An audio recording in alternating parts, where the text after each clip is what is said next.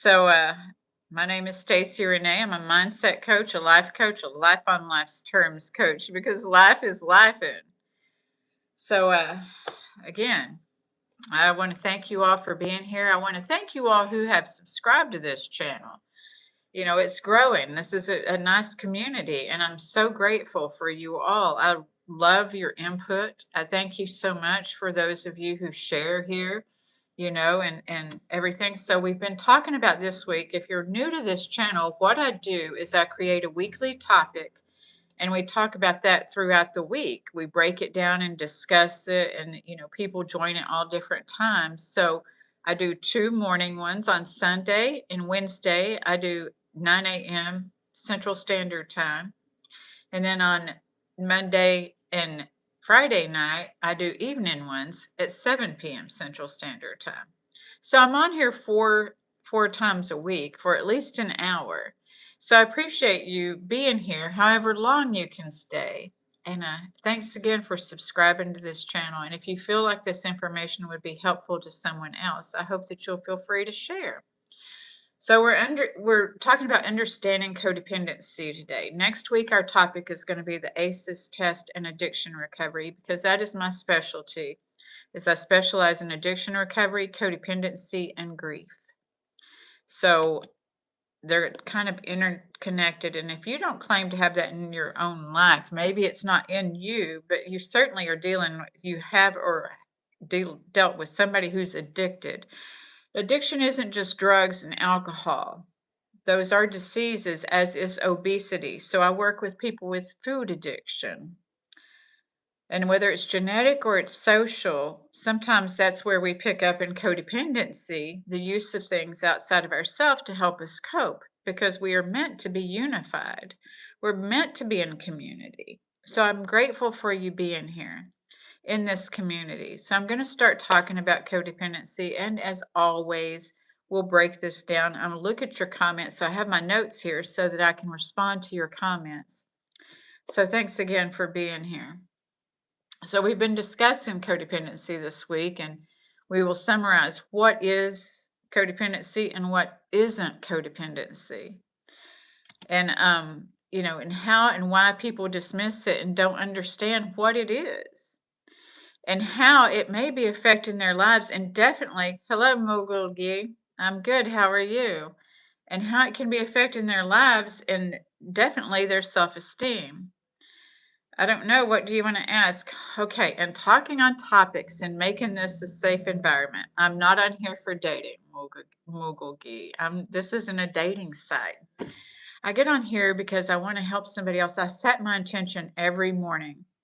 When I get on these social platforms, I didn't do any yesterday. I took a break. So when I get on the different platforms, because I'm on several different platforms, and when I get on here, my intention is if I can help one person, because I'm a mindset coach. So if anyone wants to work with me individually, please feel free to reach out to me in the email in the description.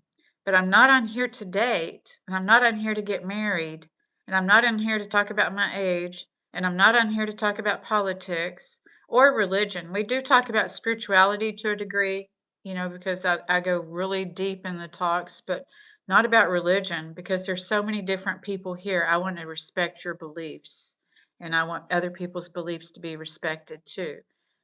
So that's what we do here. That's what we do, because I'm all about, unity and community. I'm not about this division. So that's why it means so much to me. If you're watching because you're following an algorithm, that we aren't promoting that. We're talking about healing, because our wounds can be triggered by all this division and uncertainty that's going on in the world today, because I'm not denying that it ain't out there. I just appreciate you not feeding that monster. You know what I mean? So we're not talking about that here. Codependency, though, can have us not even knowing ourselves and not even realizing we don't know ourselves because we've identified. Well, I'm glad you're here, Raf Virgo, and you can call it that if you want. And I am not a scammer. So, anyway, we may let negativity affect us. We just had the full moon, and I know that for me, I stage 3 nights, so call that new age, whatever. Hey, Don, how are you doing this morning? It's good to see you this morning. Grinch is back here. I'm wondering, he's in his house, so I'm wondering, we're supposed to maybe get a chance of rain today, and I hope that we do. And you know how birds are, they will hide some. I know, I love you too. Grinch loves you too, Don. So that was Grinch whistling, love you. So, we're going to just finish up our talk on codependency this week, and I'm going to tell the story because sometimes we can relate better with the stories and see how it plays out. So we'll go over a few things from our notes this week to catch everybody up and uh, oh, Don, we love you here in this community. I'm so glad to see you here when you're in here, and you are here quite a bit. So I appreciate that. That suiting up and showing up and learning about yourself, because that's what we're doing here. Hello, Peter Jensen Rensburg. Sorry, I just sounded out. Hello, Javid Ahmed. Hello, hello. Good morning to you all. Well, it's morning where I am. And you can tell me in the comments where you are and what time it is if you want. We're going to talk about codependency today. So I have my notes. We're finishing up this week. Pakistan. Very cool. I'm trying to get moved to Europe, and then we'll see where I go from there. That's a goal because, I try to help people realize their dreams, goals, and visions. And I know that these days, sometimes it can just be to survive. So I talk a lot about surviving here in our central nervous system and our wiring, the neural pathways or chakras or what have you. And I have a program that begins this week, or a workshop, The Unbound Self. It begins May 7th. Welcome to everyone here. Okay. All right. Well, thank you, Javid. Now I'm back into the notes for a few minutes. Thank you all for being here. So a lot of people don't realize, we hear codependency and we're like, oh, dismissive. Same with narcissism. I didn't really know what narcissism was until I looked it up. I knew that it wasn't good. Codependency, we may feel the same way about that. So oftentimes codependence and narcissism's find relationship together. So we're going to talk about how codependency can be affecting your lives, and definitely affecting the self-esteem. It affects your self-esteem because we're navigating to suit others. Okay, Javed, would you stop that, please? Thank you. Thank you, though. Thanks. Okay. We may be trying to be nice by giving our power away, because we were taught to be nice, right? This is like what we talk about here is how we can rewire those neural pathways, how we can unlearn some learned behaviors that no longer serve us anymore. And they may be survival skills. We want to turn survival skills to tangible tools. There's harmony in between there. So we got to go through the yucky stuff. Why am I carrying survival skills? And how do I turn this into tangible tools? Because the thing is with the trying, and this is a common language in codependency, is I'm trying. We can feel like we're swimming upstream. I know. I started working on codependency 22 years ago, Don. He has now started telling me he won't get food from me. I have social anxiety. He gets worse. Sorry to be a burden. No, you're not a burden, darling. I hope that you're able to find a women's center or something like that, over there, so that you can, your central nervous system is probably very fragmented because you don't know what's going to happen. I get it. The threats all the time, and things like this, and them taking your power away, and so I hope that something we say today will help you to reclaim your power. Hello, Tahir Khan. So hang in here, Don. Just hang in here. Okay. So hopefully we'll be able, because there's a solution for every problem. I know that it can seem very overwhelming and that we're just buried. And actually what's happening is our soul is getting buried. Oh, there's a lot of cruel people out there. There's a lot of cruel people out there. There are people who don't mind taking food out of children's mouths. There are people who, they just will do that. I gotta do something. Hold on.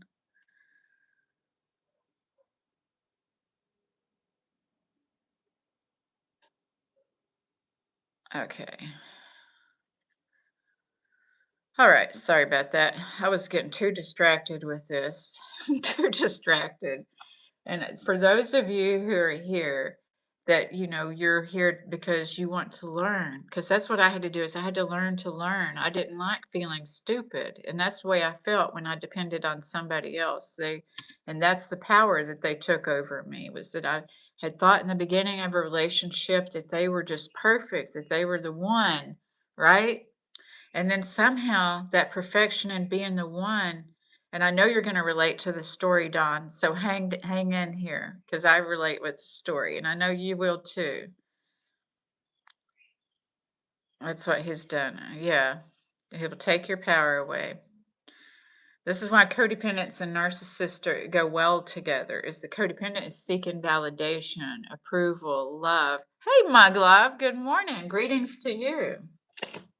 And so what we want is to claim our power, because at first we give them the power, it's subtly, because they're so sweet at first, because we couldn't give somebody the power if they weren't sweet at first.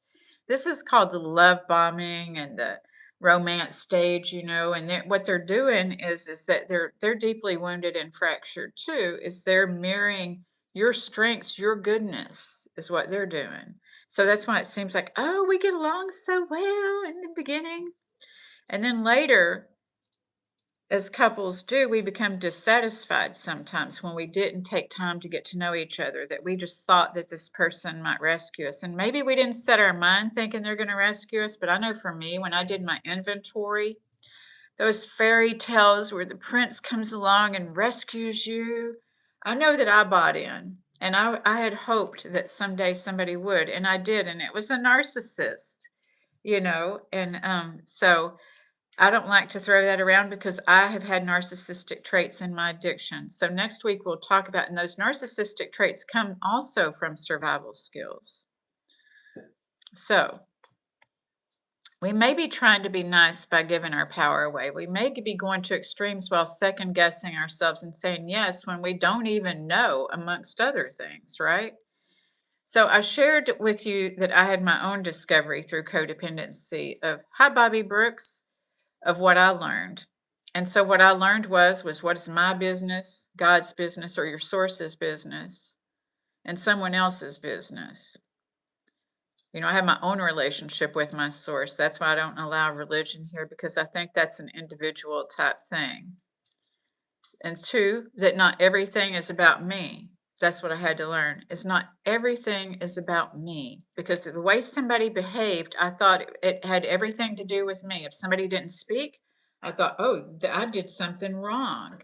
This is the unearned guilt and that we take on sometimes. We may think that, and that's thinking it's all about me, when I think that, and the narcissist will do that too. I've been focusing on my business and leaving others to theirs. That's a good place to be, my glove. It sure is. Hello, Cherubim. I'm doing great today. How are you doing? Nicholas Underwood.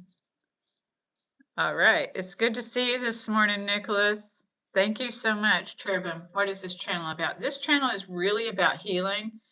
I'm a mindset coach. I specialize in addiction recovery, codependency, and grief, because they're kind of all intermingled, and everyone is going to deal with this on some level. Whether they're dealing with that with their self, they're going to be dealing with it with somebody else.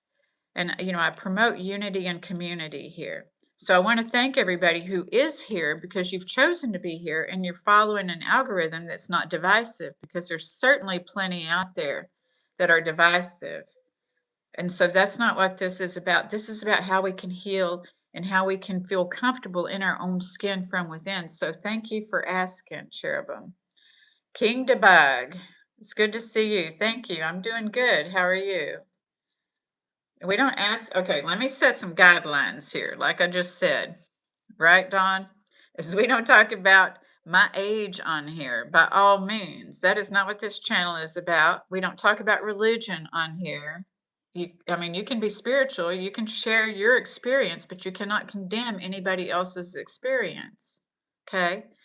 And then three, we don't talk about politics on here, because that's not what this channel is about at all. There's certainly a lot of channels that it is. So I appreciate you being here and not being at those channels, because those channels are about division and separation mayhem, and it is horrible. I'm not saying that sometimes we do want to know what's going on out there, but sometimes we need a break from what's going on out there so we can get in our own body, in our own mind, in our own soul, in the central nervous system, and not let others have control.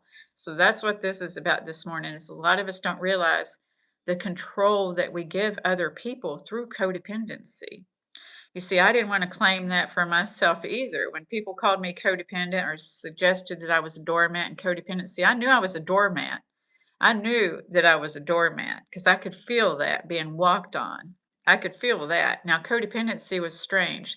Codependency, originated 70s, 80s. Melody Beattie started talking about it, and there was this book called Codependent No More, and then this book here, The Codependent's Guide to the 12 Steps. And so I read both of those books. I didn't want to claim codependency though, even after reading Codependent No More, but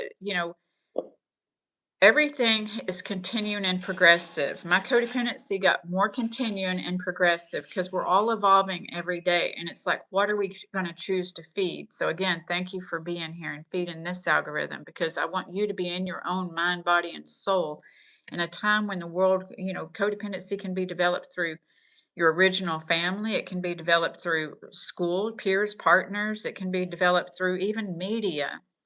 Is it somebody telling you, or are you trying to measure up to what somebody else's expectations of, and not trying to see yourself through their lens? And that's where this ends, is when we realize our codependency. Is then we get to see ourselves through our own lens and know that you are totally fine. You are totally worthy and divine. So that's what we're here for. That's what we're here for. Thank you for being here. So, 2, not everything is about me. 1 was, what's my business? Source, God's business, and someone else's business. 2 is that not everything is about me, that I don't have to save everybody. This is staying in my business too, is not trying to save everybody else and heal myself through saving everybody else. We can't give from an empty cup, it's been said. And so we need to fill ourselves up. And if we're feeling like we're lacking, and that can be deeply embedded and ingrained in us, that lack. It takes a long time to heal from lack and take our lives back. And, we just had the full moon, and that's something that I still give up, is the lack, because I'm in a transformation period. And transformation means we get to choose. We can go one way or the other. It's a mystery how things are going to turn out. So it's just about applying ourselves to what we want rather than giving energy to what we don't want. 3 is expectations. What's reasonable expectations and what's unreasonable expectations? A lot of people don't know, and I had to struggle and suffer with reasonable and unreasonable expectations because we may have grown up thinking they should know. You should know. So that's what causes shame, is those shoulds. My glove. While remembering that the world doesn't revolve around me, I'm not Emperor Cusco, right? A Mazzaloco. Narcissists make F up children. Again, stop being sorry for yourself and start serving others. Enough of this selfish world. Me, me, me. Well, they're not going to change. So it's us that, if we're unhappy with things, we have to change our thoughts and perspectives. My coaching business, says I help people organize their thoughts and decorate their perspectives. That's decorating your perspectives. What perspective? What do you want? And your thoughts. We can get overwhelmed with all these thoughts going around out there and trying to maintain with other people. King to bag, you're doing good. All right, the chosen one. Nicholas Underwood. All right, thank you, Nicholas, the chosen one. Thank you. Cherubim, but you're just gorgeous. I'm curious. Oh, well, thank you, Cherubim. Amazko, me. Yes. Nicholas Underwood. It's not about you. That's the big lesson most people need to learn. Yes. Thank you, Nicholas Underwood. Is that we think I have to do everything. Most of the codependence that when I was practicing codependence, when I'm working with people, a lot of times they think, I'll just do it. I'll just do it. It'll be easier if I just do it. And this is why they end up overwhelmed, because they find themselves just doing everything. And they've made themselves look so competent, and they are competent, but they've made themselves look so competent and so indispensable that other people just feel like, oh, they can do it. We teach people how to treat us, and we don't realize that we're teaching people how to treat us. And we can esteem other people, like, delegate and help and letting them know. I took office manager courses, when I was an office manager, and it's like, allow people to help, tell them, hey, you're really good at this. Can you help me with this? And not take on everything. Because then what we're telling people is when we do this as a codependent behavior is that you're unable to learn. So I'm going to just do this for you. So it doesn't benefit you and it doesn't benefit the person that you're working with or that's there.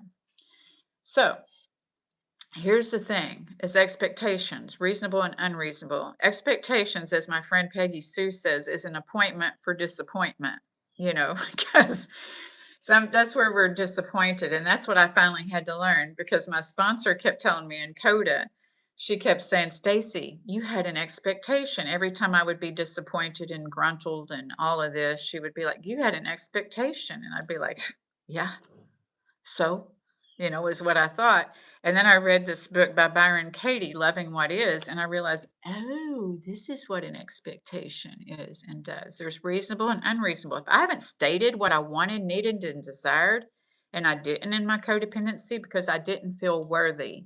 I did not feel worthy. And a learned behavior was for me was to manipulate, how to hint at what I want.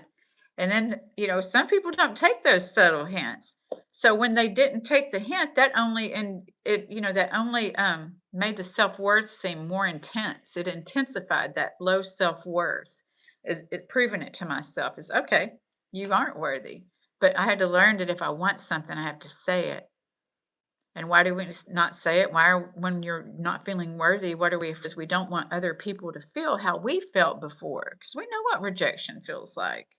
Maybe we were bullied in middle school or elementary even, or maybe you were bullied even at home. So that becomes the inner dialogue is this bulliedom.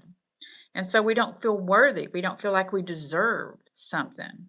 And maybe some people said you don't. Maybe you felt like you had to perform to receive.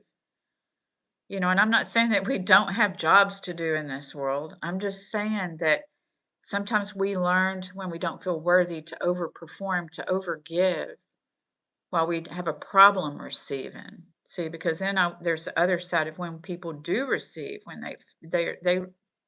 they reject the receiving. Oh no, I've got it. Oh no, no, no, no, no. And then they may say and mutter in their head, I know I did. Nobody ever helps me when I need help. Nobody ever, this because we can't heal ourselves by healing somebody else or by working on healing somebody else without having the healing within ourselves. Then we can give from a full cup, right? I am from Fort Worth, Texas. Amazaloco. I'm so that and so that. Oh, boohoo me. Okay. Veers Vastrad. Hi, Stacy, madam. Thank you. Thank you. Cognitive development. Exactly, Cherubim. We have to change those neural pathways. They're not going to just change themselves, and we're just going to hit the repeat button because that's programmed in us, is those survival skills are programmed in your autonomic and cerebrospinal chains and your ganglia chains down your spine. So you will automatically react. It's like when you got to go to the bathroom, you just automatically get up and go to the bathroom. Well, this is how triggers work too. And we wonder, why did I say that? Why did I do that? Or I should have done this, or I should have done that. And it's just because we only need to rewire our neural pathways. It's no one's stupid, no one's lazy. We just need to rewire our neural pathways. That's all. There's so much in this world to worry about, but I'm so this and that. Boo-hoo, me, me, me. Okay. It's not about you. Focusing on yourself is not a good thing. We are here to serve others in the humility of Christ. Well, yes, but we need to heal ourselves too. And that can be the Christ consciousness healing, and everything. Because like Jesus told people is you can do what I can do, even more so. And he wasn't talking to just the disciples. He was talking to everybody. So healing, we wouldn't talk about healing so much if it wasn't really a thing. A lot of us grow up thinking we should know, or this and growing is about growing. Growing means that we're constantly growing, maybe not physically, but mentally and emotionally. I know for me, when I quit drinking and using drugs, I quit using drugs first, then quit drinking. And I still had an emotional maturity of a 14-year-old because I was 14 when I started learning to cope with drugs and alcohol, you know. So my maturity was stunted because I didn't learn how to handle things. I didn't learn how to live life on life's terms. I learned how to have these survival skills, these things outside of myself to make me feel worthy, to make me feel valuable. I did these things to make me feel valuable, indispensable, just like the codependency. So, Nicola, that's my message. Okay. Well, part of it is a narcissist world, but there are people who are not narcissists too. And some parts of us, see, the thing is that everyone wants to own the light within themselves. But most of us don't want to claim this darkness, our insecurities, our inferiorities. And sometimes we just put a mask and a blanket over it. And I've done that too, is, not done the actions. I've said I wanted security, but not done what it needs to feel secure, you know? So I had to learn that I have to put the action. So this is why they say alignment is that your thoughts and your actions need to do something, because the full moon affects me too. I often didn't sleep.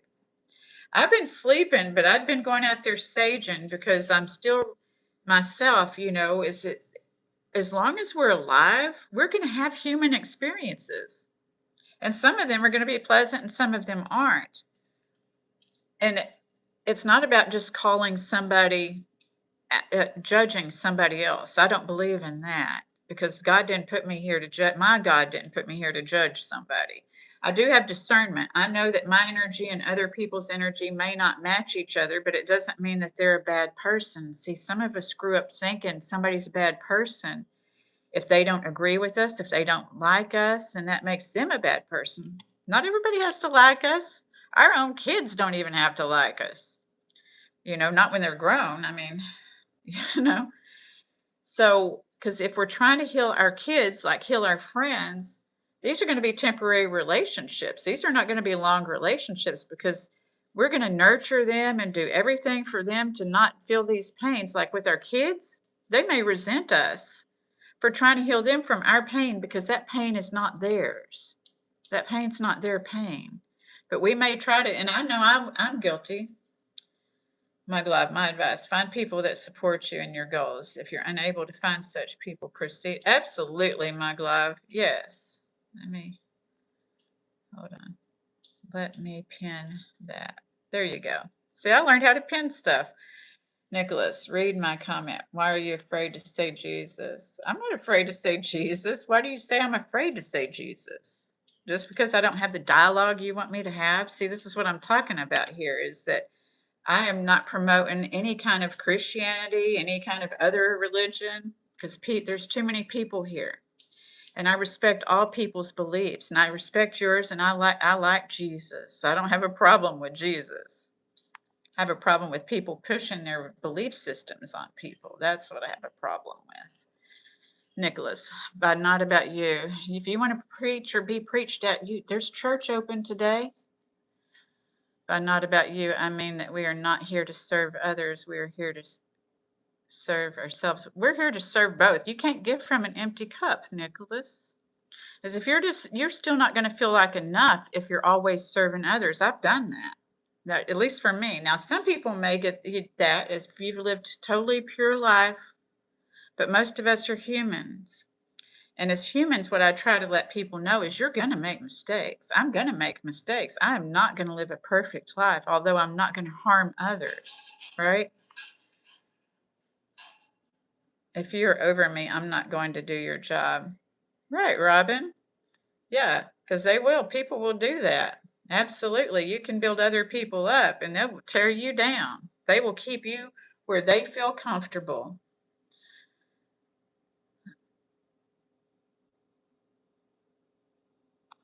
Okay, Robbie. Good morning, Robbie. How are you doing today? Cherubim. This ain't a dating site. I am single, but I'm totally comfortable being single. I'm not on any dating site, including YouTube. But thank you for asking. It's very flattering. I don't know what it's like being homeless because I've always had a great deal of friends. Sometimes I've been scared, but I always had a great deal of friends. Which one? Okay. Robin, if you don't stand up for yourself, I'm not going to stand with you, right? Okay. Captain Giggle too. Now, to that kind of comment, is that we're not using our brains when we just think a flippant thing about people and a judgment about people. We're not using our brains. It could have been a learned behavior. I had to learn this, and I shared this. Is in Texas, if somebody's driving slow, we're like, oh, they must be from Oklahoma. And then also people used to say probably about Cadillacs, and then when Lexuses came out, and this is one of my spiritual teachers taught me, he was like, we're not using our brains when we say, oh, it's a Lexus, of course they pulled out in front of me, implying that because somebody had money they would treat you different, because there's people that are nice with money and people that are not nice with money. There's people that are nice that don't have money, and there's people that are not nice. Everyone is individual, and so we can't just judge people. Again, crying, I've been bullied. I don't address me by my pronoun. Crying. Okay. Sydney Neal, is it okay to walk away from family and friends? Yes. Yes. I encourage you to be careful about it, but sometimes you have to go no contact with some of your family and friends, especially if they are. Some people have a mindset that's committed to misunderstanding you, to not understanding you, that, the agenda goes in their favor, or, you may feel very like victimized. You may feel like what I used to, and I felt this way with people, some people, is like my mama used to say, a second class citizen. So they will teach you like you're not in the same realm, that you're down here and they're up here. And if they're committed to misunderstanding you or committed to not listening to you, then sometimes you have to go no contact, because it's sad sometimes when we're dealing with people who are very good people who have narcissistic traits. And so what they do is they pull you in and push you out. And so we want to think, oh, I want to trust them again, but we can't, because then we get afraid, and that's where the fragmentation comes in. Is because then there's a fear that they're going to be mean to you again. So you learn in these relationships that you can't say what you like, because they'll threaten to take it away. And if you say what you don't like, they'll poke you with it. And so you learn that you have to live as a shell of a person, go gray rock is what they call it, so that you don't get. And so if that's the case, if you can get away from that kind of thing, you may have to go no contact. But yes, yes. Emotional void in your life does this YouTube feel? Because I know that my experiences, that the reason I've had the experiences that I've had is going to help others. And I know that at this day and time, a lot of people may feel alone and not know that there's a solution for every problem. I don't know all the solutions for every problem, but I do know solutions for problems that I felt like that I was trapped in. And so this is story time with Stacy. And so it's to create communities, to create an algorithm that is more healing, to where we're not in this divisive mode. That's what. Okay, Trevor. Thank you so much, Trevor. My glove. Other people not helping, strange that those people run to you, then won't return the gesture or thought. We have to ask them. And then when people show you who they are, you have to believe them. Sometimes we want to believe that people are like us, and they're not. And so I don't even choose to call them takers, because a lot of people will call them takers. And we teach people how to treat us. And so the thing is if we take on all these other people's work and all this stuff and become indispensable and become the go-to person, we have to have boundaries. And so the boundaries sometimes is we don't take on everything. When we have enough, we say, oh, no, thanks, not today. You don't have to set mean boundaries. I talk about loving boundaries. I teach people how to set loving boundaries. When I was a kid growing up, a lot of people with codependency and other things are afraid of conflict and confrontation. People with narcissistic personalities are not. But people with codependent are afraid of conflict and confrontation. Because maybe they grew up in a house where people didn't talk, so they didn't see that. 1 to 12, you see what your parents do. All your speech development is from 1 to 12 years old. And so if you saw parents that were volatile, then that's why that's for me why I was afraid of conflict and confrontation, because I was afraid of getting yelled at if I disagreed with somebody, that they would rage at me. That's not boundaries, Robin. It shows who flight and or fight instinct. Exactly. A lot of people don't realize though, Robin, what flight instinct is. And flight instinct can be feeding those catastrophizing algorithms and trying to figure out, because when we're in uncertainty and insecurity, it creates insecurity, and so we think that if we feed the catastrophizing, the doomsday scrolling, those algorithms, that's the flight too, is we're trying to just feel secure, but we're not doing, like I was saying, that we have to match. If I'm looking at that, I'm not seeing something that's going to make me feel more secure just because I'm digging to find out the evidence of my fears, right? So it's about being conscious of what we're looking for. And are we looking for proof that everything's going to hell in a handbasket? Or are we staying within ourselves and being the change we want to see? Who are we going to, what kind of algorithm are we going to follow? So I want you to experience the freedom of not being codependent, of not feeling responsible for others people's feelings and without considering your own, that you will not feel guilty for honoring your feelings and will know that when you honor your feelings, you're honoring the feelings of someone else because you're not being fake. We will think that other people are being fake sometimes when we're not even honoring ourselves because we have expectations of them behaving like we behave or doing what we do. But are we doing what we do because we haven't healed and we're trying to help them to not feel a certain way that we don't want to feel? Hi, Joseph Gates, Bobby Horn. Hello. My glove had a few people like that. I learned to be alone, live alone. I'm a big fan of my own company. I'm a big fan of my own company too, but I love people. I really do. Bobby, hello. My glove. I've grown up since my younger years and learned. Yes, because we're always learning. See, that's what humility is. It's not humiliated. Arrogance is when we think, I know, and we can't see a solution for a problem. Because I've talked to people who have a problem for every solution. There's a solution for every problem. So we want to get with those people.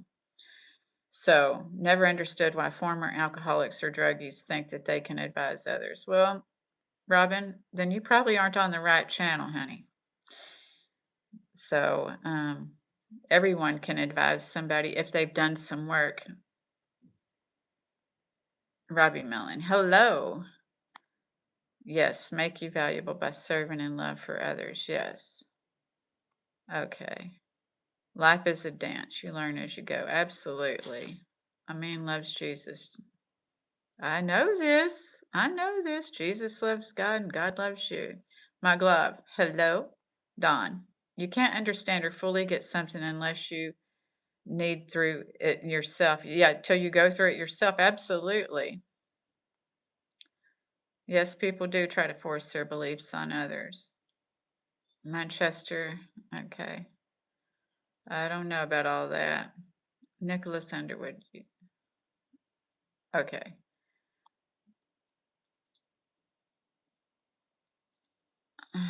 I'm not dealing with that. Hold on. I don't know why some people advertising up on here today. All right, Nicholas, I'm glad Jesus is filling your cup.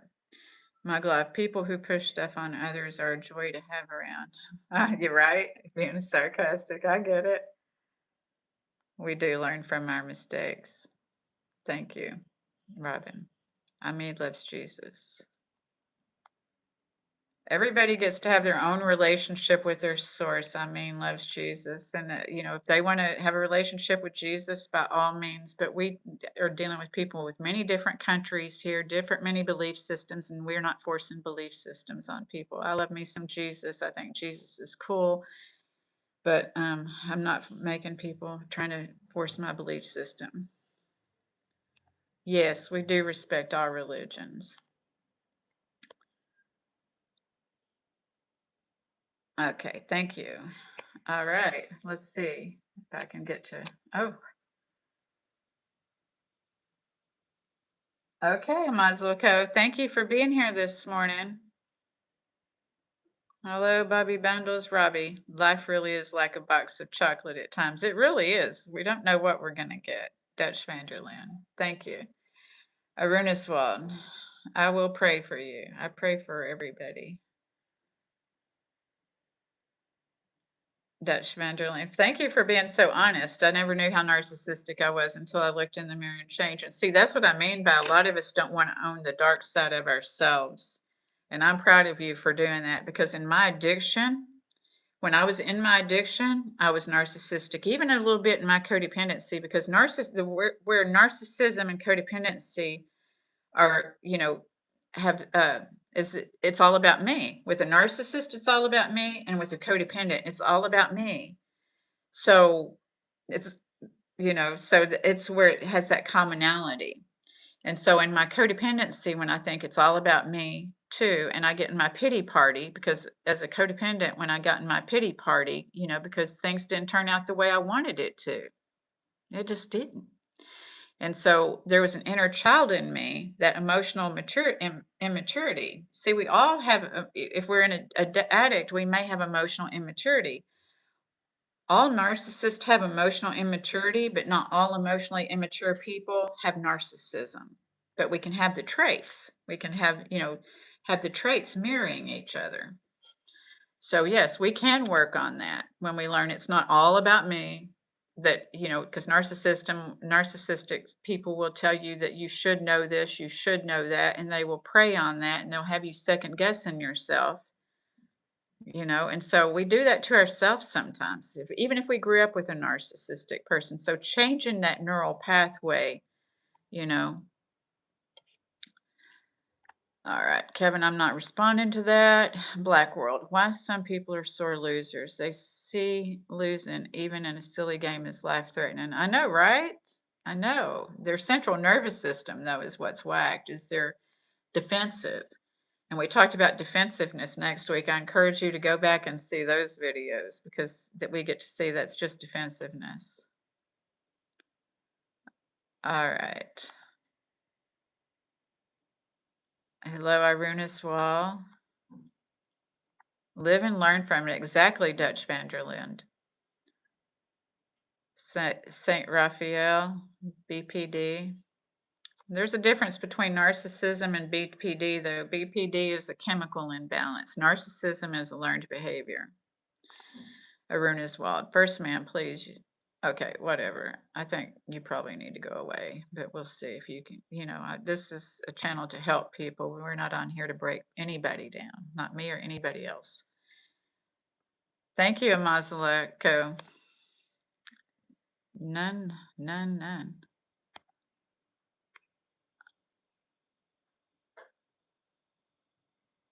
No, I'm not saying that. Okay. My glove. Nowadays, my company is good. Is guy's name. Yeah, there you go. Thank you, Crazy Daisy Day. Nicholas, you don't know what I'm scared of, darling. Thank you for being here this morning, but you don't know me. Ma'am, keep the camera on the. Okay, whatever. My glove. Guys named Washington, Roosevelt, Jefferson, and Lincoln. There you go.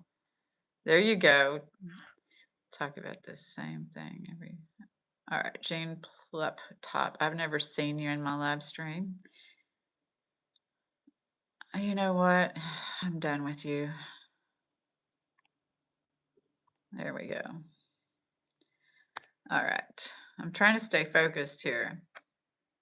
My glove, when it comes to religion or faith, I leave others to theirs. All I've ever asked in return is leave me to my faith. Exactly. Because everyone should have their own individual relationship. That's what I believe, and I respect that.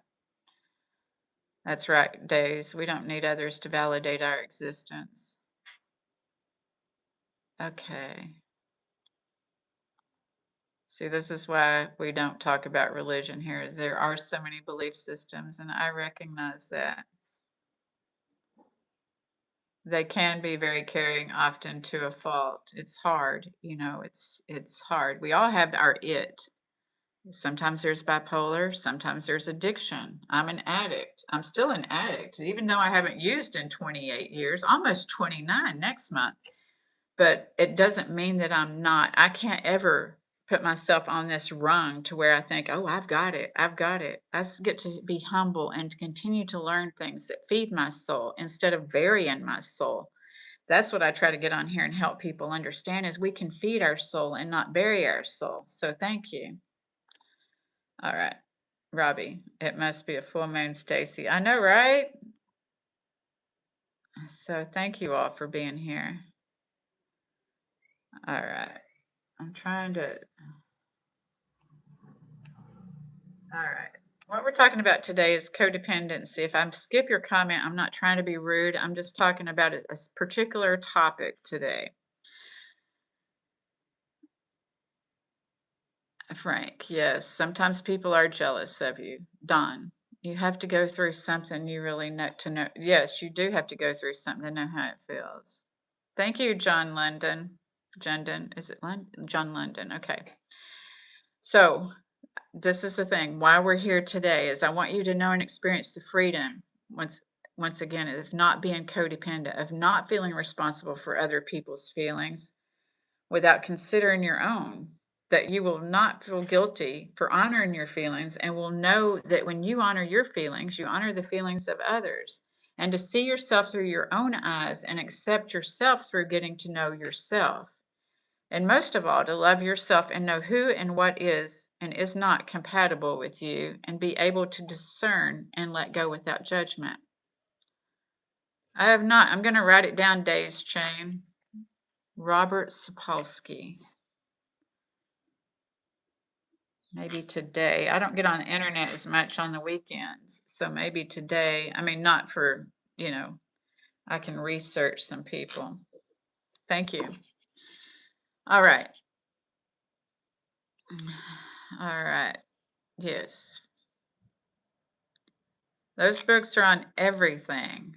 So here's our summary for today. If you came on here late, thank you for being here too. Frankly, that thought has been through my brain, yet I attempt to not think that stuff because it can lead to being naughty or other unpleasant adjectives. Yes. All right. Hey, yes. All right, here we grow. We're going to do the understanding codependency, the summary, and then we're going to get into story time. Yes, sometimes we do lose our real friends, but the friends that we do have are more real, right? For me, the friends I have now are more real. We can be miles and miles apart, but we still have each other's backs. Thank you, Jimmy. Thank you, John London. I appreciate that. So here's the summary. Hello, Dark Horse. This week we explored codependency, what it is, what it isn't, and why so many people dismiss it or misunderstand it. Many people hear the word codependency and immediately think needy, clingy, weak, dependent. So they assume that's not me. And then in reality, many highly capable, independent, responsible, high functioning people are operating from codependent patterns without realizing it. Because codependency is simply not needing people. It often looks like this. So here goes the list. You got to watch the Michael Jackson movie today. Very cool. All right. So here's the list of codependency. Being the strong one. These are maybe characteristics we carry. Being the strong one. We learned this. This was a learned behavior growing up. Being the strong one. Being the helper, fixer, rescuer. Over functioning in relationships. Anticipating others' needs before your own. Feeling responsible for other people's emotions. Difficulty saying no without guilt. Overgiving, over-explaining, and over-accommodating. Walking on eggshells or overthinking interactions. Seeking reassurance, approval, or validation externally. Thank you, John London. So what codependency is not is being kind. Now hear me out. Being kind, being loving, being generous, being empathetic, and wanting connection. Those are healthy human qualities. You have that already. You have that. You're a human being and you have these qualities, okay? The difference in codependency and this is that healthy connection allows autonomy, is that you get to be yourself. You don't have to mind another adult. See, this is our inner child that's wounded when we feel like I have to mind another adult and do what they say. So we don't feel comfortable. We feel like we're walking on eggshells. Yes. Thank you, John London. Yes. When we are codependent, we will neglect ourselves, doing things for other people because we don't want them to feel the pain that we felt, acting like we already healed that pain. The thing is we think we can make that pain go away just by acting, but we have to feel it to heal it. Okay. So the difference is this: healthy connection allows autonomy as you get to be you. Thank you, Don. Don't let them get to you. Some people just get on and they just want to be silly or something. Maybe they're 13. I don't know. You know how kids used to do prank calls? Sometimes I think that's what happens here. So I don't know. So codependency fears autonomy. Codependency, when we're codependent, we are afraid of not playing small. Without saying it, we don't say I'm afraid of not playing small, but we know that we're afraid of moving ahead because we don't want to move ahead of certain people that we love, you know. Codependency is when your sense of worth, self, identity, and emotional stability become dependent on what is happening outside of you, especially in relationships. It is when you stop clearly seeing yourself through your own eyes and begin seeing yourself through the eyes of others. So instead of asking, what do I feel? What do I need? And what is true for me? This is what the codependents say. Are they okay with me when we are in codependence? I'm not calling people codependents. I had to work on this, and now I work with others on codependency. Not everybody works out of that book. My clients don't work out of that book with me, but that's how I got to learn about codependency. And you're going to hear a story about that. He's not stressed except for sexual frustration. The bird hasn't bred or anything like that.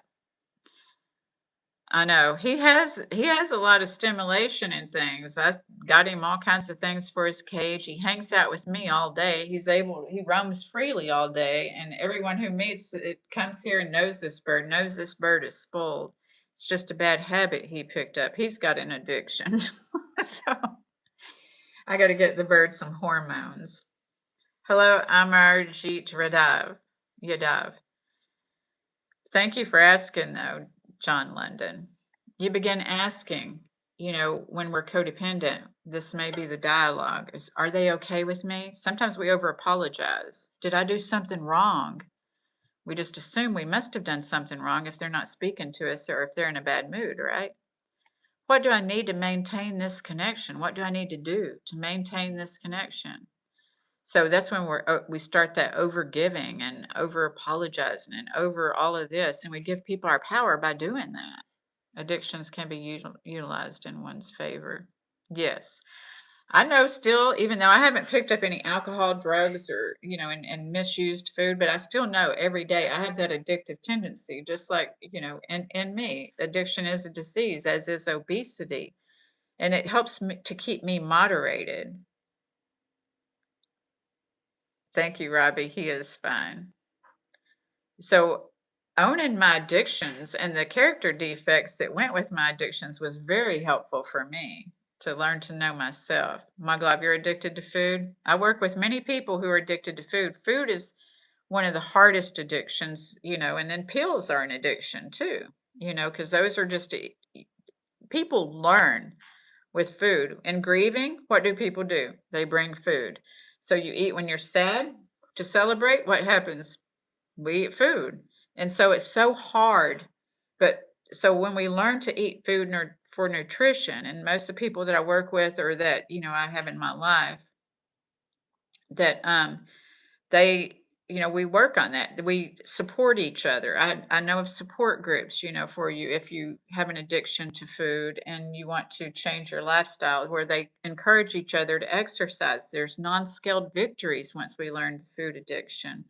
You can get these non-scaled victories. Some of the people I've worked with have been obese, and we don't think about these things, about how when you ride an airplane, and some of them didn't want to go on the airplane because the bathrooms and the seat belts and things. And then the victory is when they have support and they get to work together, they're able to do those things. It's a big deal.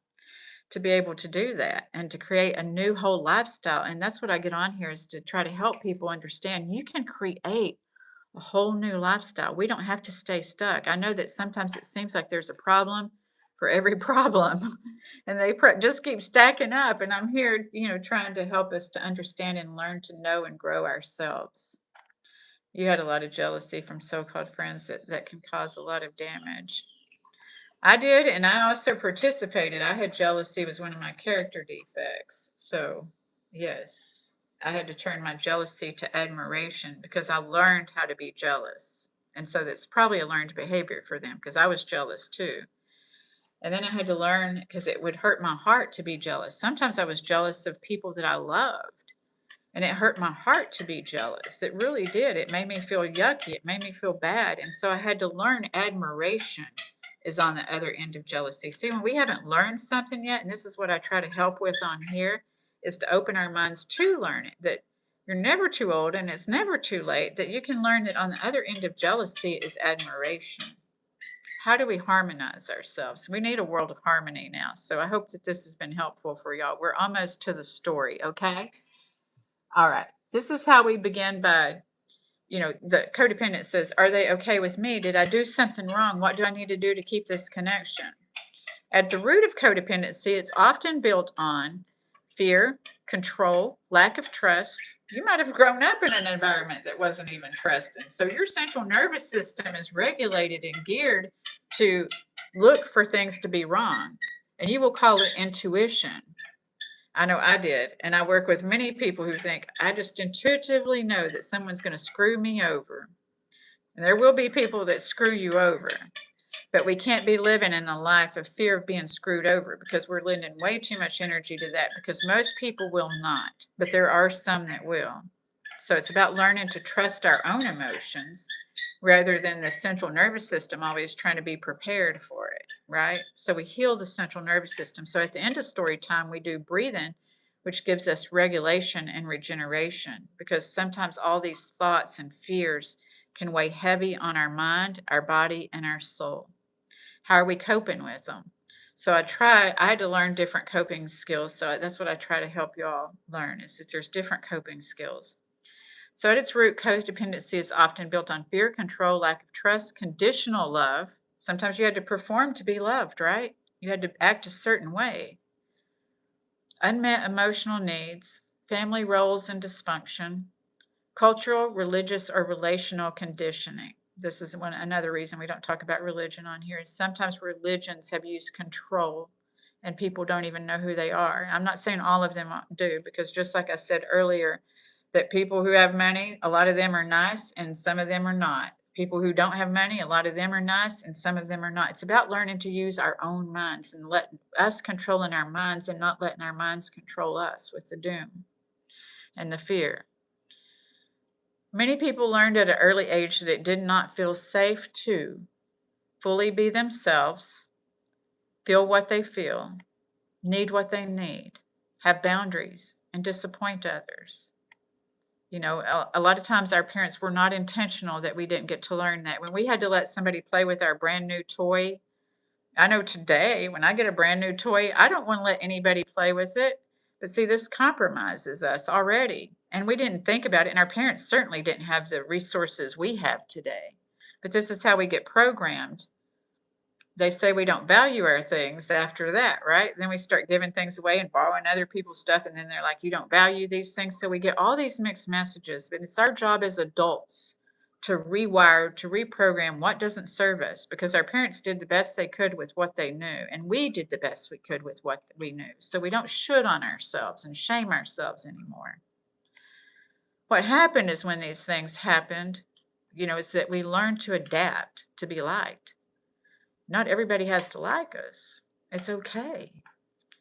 They learn to read the room, to adjust, perform, manage, appease, become what was needed to maintain connection. This was not weakness, it was survival. That's what it was. So one of the most important things I personally learned through my understanding of codependency was this, once again, what's my business, God's business, and someone else's business. that not everything is about me. People act the way they act because that's the way they act. I don't need to fix everything. And that not everything is mine to fix, carry, control, or manage. It's just not. I have to have my own boundaries. Sometimes it's having boundaries with ourselves. A lot of times people are afraid of boundaries because they're afraid of how somebody else is going to feel. But we have to, when we set loving boundaries, we get to honor ourselves, which honors somebody else. And then we get to change our own entire internal dialogue when we know we're doing what we're doing, not out of obligation, but because we want to. You see, that's why I say we got to get with what we want, know what we want, because I know about doing things out of obligation. And I was taught to do things out of obligation. But I had to learn that what happens in working with people who struggle with codependency now even is that we don't trust when people do want to help us, mag love. Food is better than drugs and alcohol, but when people do want to help us, we don't trust that they really want to help us because we think that they feel obligated. Is the only reason they want to help us is because we haven't learned to recognize our own obligation, that we feel obligated. We haven't learned to recognize our own feelings. And this is what I'm saying is that a lot of times we just put a blanket over our feelings and we don't realize that I feel obligated to help people. And that's why I feel like when people want to help me, that they're just doing it to be nice, because we learned that was what we learned, is they're just doing it to be nice. But no, the reality is that people really want to help you. I've had people that really wanted to help me, and it's beautiful. And it does remind me how worthy I am. Robbie Mellon, eat food, then another addiction is have a cigarette straight after the food, right? I used to do all of that. I used to have some food with some wine and then have a cigarette. And then I got pregnant and I couldn't have wine anymore. And I started trying to quit smoking. And I did quit smoking before I quit drinking. So yes, there's a transference of addiction because we will find relief. That's where the transference of addiction comes from. If we don't do the work on ourselves and realize, am I doing everything because I feel obligated? Do I have low self-worth because of my feelings for myself? Am I telling myself things that aren't in alignment with me, that aren't in alignment with my soul? Am I being verbally abusive to myself? Because sometimes we are. And so it's about understanding and changing our dialogue, because the other people, all them out there, they're not going to change. Wherever you got this imprint and this dialogue, they're not changing, darlings. They are not changing. So it's up to us to rewire our own neural pathways. John London, I wish I could get addicted to bodybuilding. I know, right? I see people that do transfer into that addiction too. Like I work out a little bit in my house. I am not up in the gym, y'all. I'm just trying to do toning. So I work out in my house. I have a yoga mat and I have some hand weights. And sometimes I'll be watching YouTube and be doing my hand weights, just keeping my muscles toned. I'm not trying to be a bodybuilder. Thank you, John London. I appreciate that. Here, walk away, Joe. Well, that's flat, fat, and free still, right? We all have it to some degree, but being able to stop ourselves and think for ourselves rather than react, because that's just part of a reaction. And I might ask, are you second guessing yourself after you walk away? Do you I know that I used to.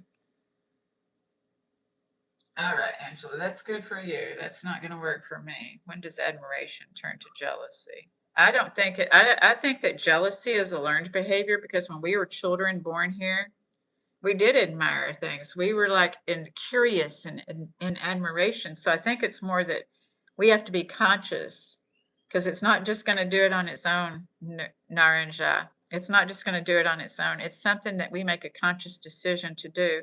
We didn't have a choice maybe if we learned jealousy.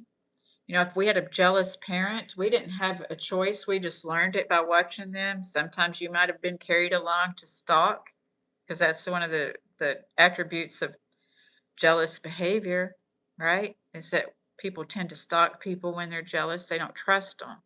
So there's not trust, then there's jealousy.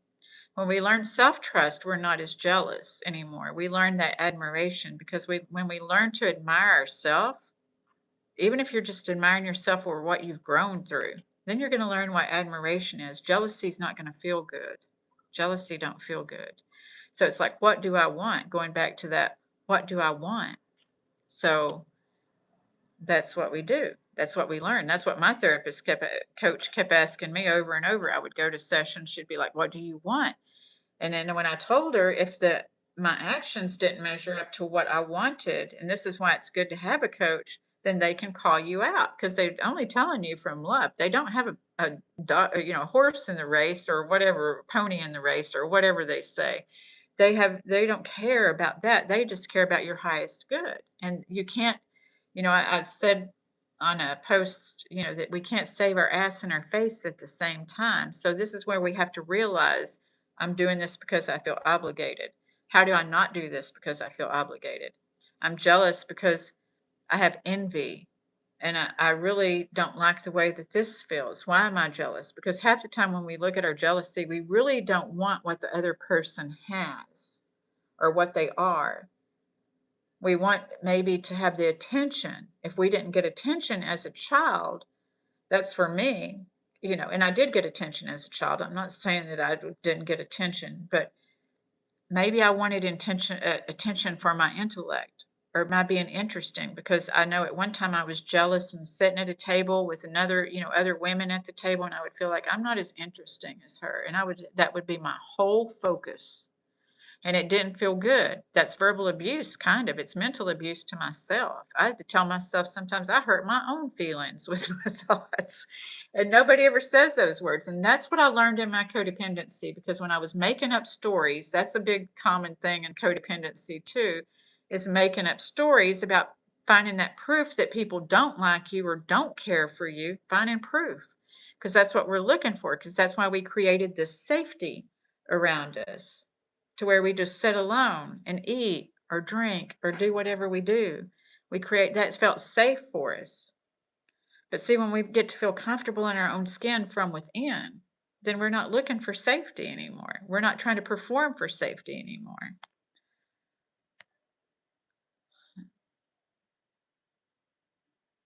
Jericho, I've heard these things before, yes. And, that's kind of, you have your own qualities, Jericho. So I encourage you to go within to realize your own qualities, is that not everybody needs somebody built like that. You know what I mean? And so there's other women out there to match you. So maybe breathe. And I don't know if you're a praying person, but I had to pray to let obsessions go when I would be making up stories, about the ex and what they're doing. Is I would have to, that's where I came up with that breathe, praying, and say, I don't know. Because I've told people on here, I used to get mad if I had to answer the phone while I would be obsessing about what other people were doing, because I'd be making up a story in my head. And I had to learn to use my imagination to create what I wanted instead of obsessing on what I don't want. And sometimes that person, if that person is not for you, if that's what they want, you know.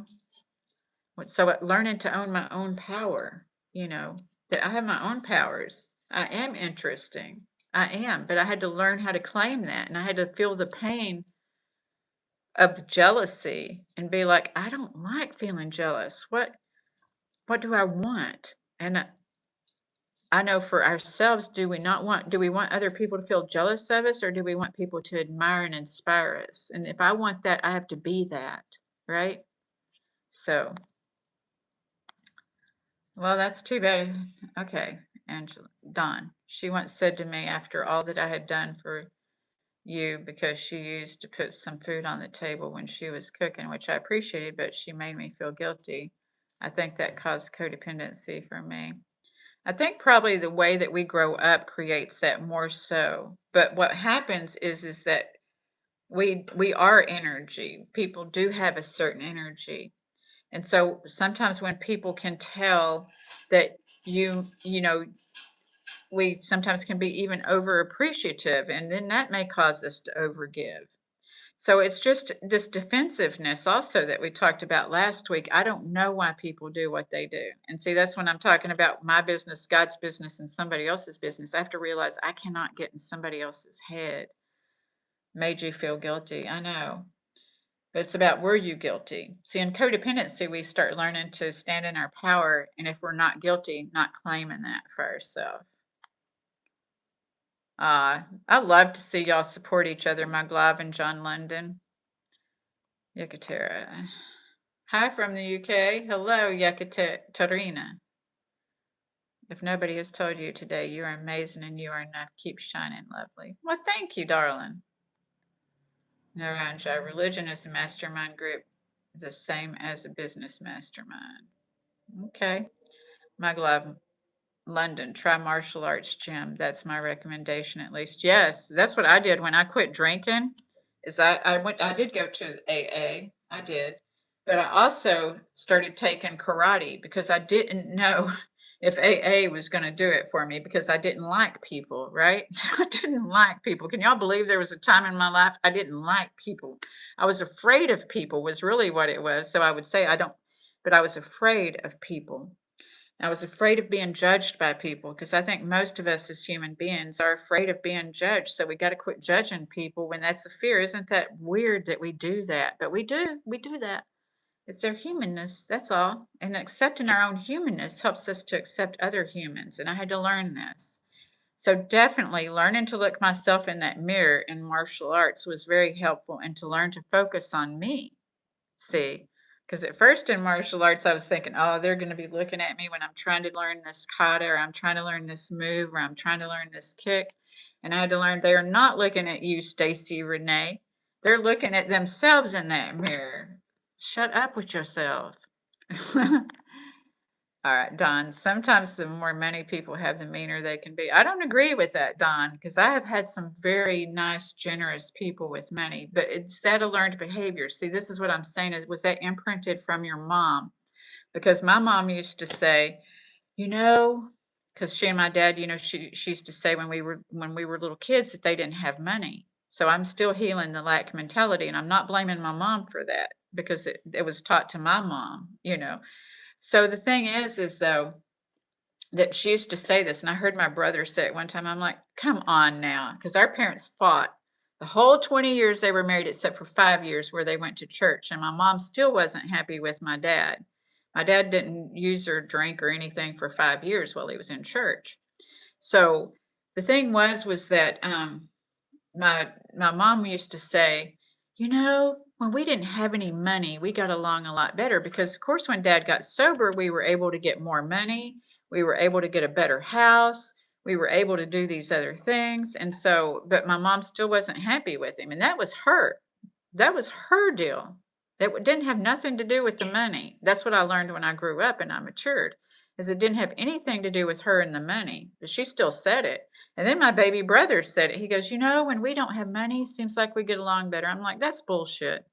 That's something that you heard because my parents didn't get along when they did have money and they didn't get along when they didn't have money. But sometimes they tell us these things and we take it as the thing. That's how we also learned the language of the other shoe falling, how we learned when it rains, it pours, how we learned, this is language that developed expectations within us, is what it did. That's what that language did, is it developed these expectations that I talk about that we have to let go of, is hoping for the best, but expecting the worst. That's not alignment. See, expecting the worst has us prepared for the worst and hoping for the best. Maybe we are having unrealistic expectations, but learning to have confidence in the adventure, because life is an adventure. And when we can accept life on life's terms, it's an adventure. Some days it's going to be cloudy and gray and rainy and stormy and unpredictable. And some days it's going to be the sunshine. But even then, we're going to complain about the heat, like when we have money and don't have money, right? So it doesn't have anything to do with money. It doesn't have anything to do with that. Although I know we're all struggling. I'm not trying to deny people's realities right now. So don't think I'm going there, because I know even I'm there. I'm there too. So I'm not in denial. But I know that I just suit up and I show up and I do what I do. And that, setting ripples out, letting people know you're not alone, but you have power over you. That's what I'm trying to do here. So learning not everything is mine to fix, not everything is to control or to manage, carry or manage. It's not mine. I also learned to examine these expectations. What is reasonable and what is unreasonable? Unreasonable expectations are expectations that have not been vocalized. Saying I'm one check. You can rewatch the video, and I'm going to get into story time. I hadn't even got to the story yet. I agree with you, Naranja. Money does reveal what's already there, good or bad. Some people do use it to, use it for control and power, but some people do not. Some people do use it to help others. It's who we focus on. Not everybody's shameless. Not everybody's shameless, Rodolfo. But I know that I used to think people are bad. So I'm not trying to, because I used to think people are bad. Money can't fix everything. It cannot. But it's also not bad either. Thank you, Herman Smetzer. Naranja, boundaries are different for different people. It's not the same boundary we keep with a boss, coworker, friend, or lover. I absolutely agree. We have different boundaries with different people because sometimes we got to do what the boss says. We just don't want to do anything that's unethical, illegal, or immoral. Frankie, money can't fix my trauma issues. No, it cannot. And money can't. My mama used to say, when you got your health, you got your wealth. So whatever you need to do to get healthy, if you need more support, if you are struggling with weight, then let me know. And I can recommend some free, I have at least one free platform that they work on supporting each other through health and wellness. And money can't fix my trauma issues. These words are very healing. Thank you, John London. Robbie, fix ourselves, then lead by example. Absolutely. Thank you, Robbie. Okay. Thank you, Chitown Jr. I appreciate that. I do see you. I'm just now reading through the comments before we finish this up and get into story time. Frankie, don't be nasty. And Naranja, Stacy, what's your reset method? Well, I have a program that's called the Self-Trust Reset. And that program is a 3-month program to help us integrate our ego and our soul. Your ego is your protection, and it's what gives you your drive. Your soul gives you direction, but a lot of times people are stuck from going from one extreme to the other, either too vulnerable or too protective, right? So right in the middle is harmony. And it's the methodology is like Stonehenge, that you're just still standing. You're still standing. And so you can withstand and endure so many things, but also the sun's going to shine on you. You are strong like Stonehenge. So I have the Self-Trust Reset program. I have the Unbound Self workshop that's opening up the 7th. I'm going to start that on the 7th. So if anyone's interested in that, that's a 7-week program. It's only on Thursday nights for 1 hour, but we get to learn how the neural pathways and chakras. A lot of people think chakras are woo-woo, but for me, not being able to use food, alcohol, drugs, or things like that outside of myself to heal my body, because my body, your central nervous system has that twitch, like that wanting to react, because when we're used to catching that other shoe before it falls, when we're used to like not dropping the salt, when we're used to, and you know where these sayings come from, and working with my groups, the Morton salt commercial. So the salt coming was just that they were saying when it rains, it pours, is because there was an agent in the salt to keep the salt from clogging. So that's why there's that saying. So that's not really your life, okay? That's not your life. That was a declogging agent saying.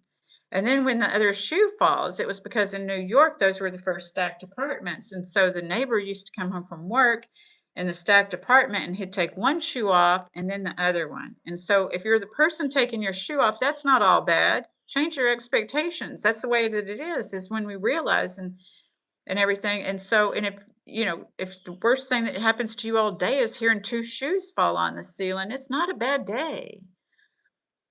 And then, the others. So when we get curious about this programming. So I have the Unbound Self open up, 7-week program, May 7th. And then there's one-on-one coaching with me because everybody's got their own traumas and own things. So I actually participate in the courses, Frankie. It's like Zoom meetings is what it is. So there's participation. I'm not just giving you a video. We participate in the whole course. So there's other people. I keep it mostly to a maximum of 6 people. It's not like there's a whole big thing, so that I can individually talk with people in these workshops and things. So I keep it at about 6.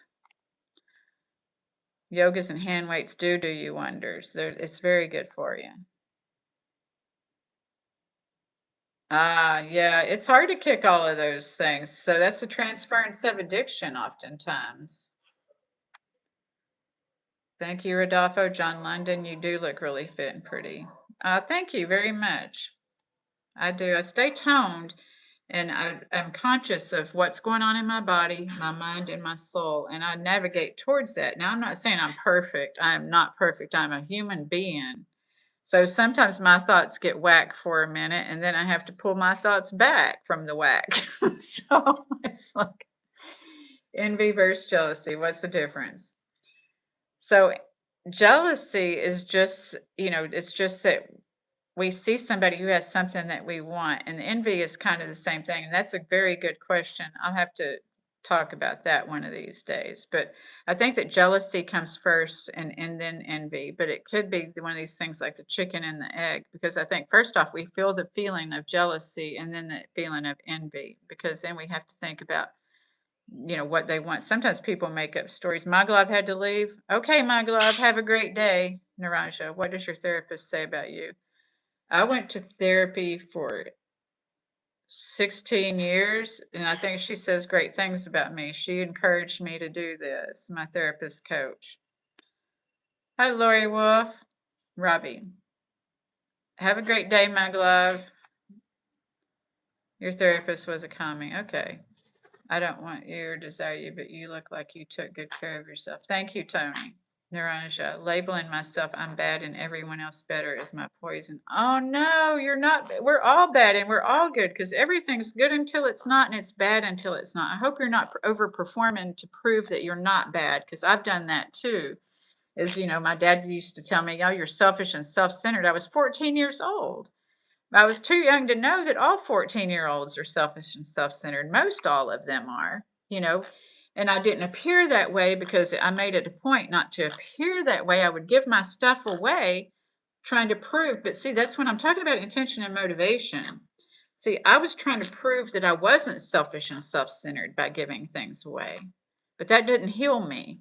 I mean, it feels good to be generous, but it didn't heal that I had that imprint on me that I was selfish and self-centered and not feeling like enough, and then feeling like I had to give everything away because it helped me to feel like I didn't deserve it, right? I mean, when we talk about kids and minds in the rabbit holes and understanding our own rabbit hole.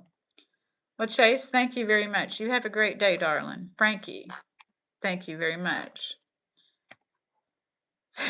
Frankie, thank you. Naranja, I'm most afraid of everybody in this chat. Well, I try to keep it safe here, but some people do share some throat off stuff. No, therapists aren't telling you your age. And I tell people in the beginning of these videos, Rodolfo, we don't talk about politics, religion, or my age. And we keep this nice and respectful here. Don, not saying everyone with money is the same. Yeah, you're welcome. Yeah, thank you, Don. Thanks, John London. I'm not on here to date, though. I ain't even on a dating site. Okay. All right. So I'm about to put on makeup. Okay, Naranja. How did I find my why in my life? Well, when I recovered from my addiction, Naranja, is I had to learn, because I used to think I was worthless, right? In my addiction. And recovery taught me that I have a purpose. I have a purpose because I can help somebody else because I did the work on myself.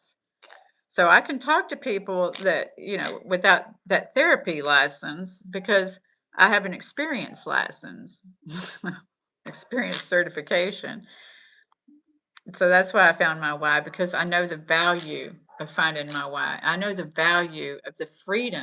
I said earlier that I want you to know of freedom. And when we are jail ourselves by the thoughts of others, that's an own new prison. All right. All right. So, I lost my spot. Now I got to go back. Hold on, because I want to start to finish this up. We're going to get to the story for story time, and you might relate. Y'all let me know if you relate. Okay. So I also learned to examine expectations, what's reasonable and unreasonable. Healing codependency is, oh, okay. Yeah, you got to just do it a day at a time, Frankie. Oh, Naranja, I'm sorry. Okay, I'm getting there. Healing codependency isn't about becoming cold, selfish, distant, or uncaring. It's about becoming more honest, more self-connected, more internally anchored. It means including yourself in your own life. It means, and so asking, what do I want? What do I need? What do I feel? And allowing those answers to matter. You know, it matters what you want, what you need, and what you feel. This is where you're going to develop reasonable expectations, because once you can learn to say what you want, see, we can't expect people to give us what we want without saying it. Thank you, Luke. It's good to see you. I appreciate you. Allowing those answers to matter. It means saying no without guilt, disagreeing without fear, honoring your feelings, allowing others to have their feelings, and letting go without judgment.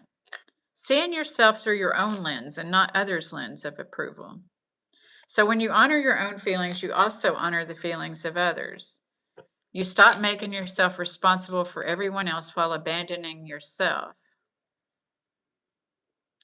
It is necessary to not be addicted, but we have to be careful, because a lot of times we can transfer addiction. So still taking that journey to know ourselves, or else if we don't, if we think there's a plateau to where we can grow, we tend to get this arrogance. I know that I did. I didn't relapse or anything. I've got 28 years, but I still would self-sabotage, still would self-sabotage. Oh, okay. Abandoning myself seems relatable to me. Oh, okay. All right. So it was a different addiction, Frankie. So you stop making yourself responsible for everyone else while abandoning yourself. And perhaps most importantly, you begin learning who you are. You begin accepting yourself by getting to know yourself. You learn what is compatible with you and what is not compatible with you, what's yours to carry and what's not yours to carry. This is where freedom begins.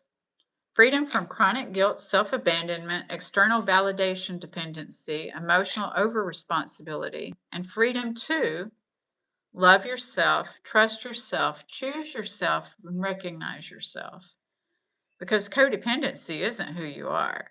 It's something that you learned, is all. It's a strategy, it's a survival adaptation, a pattern. We all have that God-shaped hole in our chest from the moment we are born. We try to fill it with anything that fits. Yes, Luke, we sure do. We sure do. That hole in our soul. So it's something you learned, a strategy or survival adaptation, a pattern. And anything learned, the good news, anything learned can be unlearned. It's going to take time. I used to read these books and think as fast as I read them, then that I was going to go out in public and I was just going to know these things that I didn't learn. So it's about practice and development, just like sports or anything else. You have to practice. And so some days you're going to hit the mark, some days you're going to miss the mark. And it's learning that self-forgiveness. So you're here to become someone you finally recognize. So we're going to start the story. Yay, story time. The bird has bit me before. Sometimes the bird bites me, but I don't know. It depends, I think, on the bird. So the story is called Under the Moon.